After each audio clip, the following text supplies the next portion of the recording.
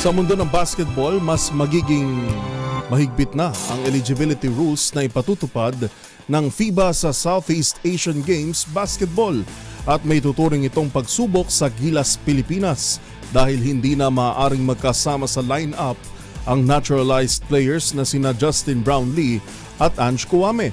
Ang mga detalye sa report ni Matchpoint, Millie Borja.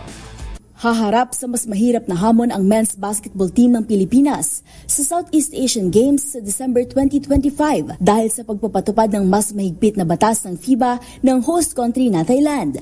Ayon kay Samahang Basketball ng Pilipinas o SBP Executive Director Eric Adi, isa na lamang ang papayagang naturalized players sa bawat kupunan, kung kaya't hindi na maaaring magkasama sa lineup sina Justin Brownlee at Ange Kouame. Ang pagbabagong ito ay pagtugon sa mga patakaran ng FIBA na mas mahigpit kumpara sa mga nakaraang edisyon ng torneo, kung saan ang pagkakaroon ng pasaporte ay sapat na para sa eligibility. Isa pang dagdag na hamon ay ang pagsasabay ng SEA Games sa schedule ng UAAP at NCAA na kapwa umaabot hanggang Desyembre. Dahil dito, posibleng hindi makalaro ang ilang mahalagang collegiate players para sa Gilas, Pilipinas. Ang mga manlalarong naglalaro sa Japan B-League at Korean Basketball League ay kailangan din ng pahintulot mula sa kanilang mga ball clubs dahil ang SEA Games ay hindi nakasakop sa FIBA window. Sa kabila ng mga pagsubok, nananatiling positibo si D na makabubuo pa rin ang matibay na kupunan ng Pilipinas.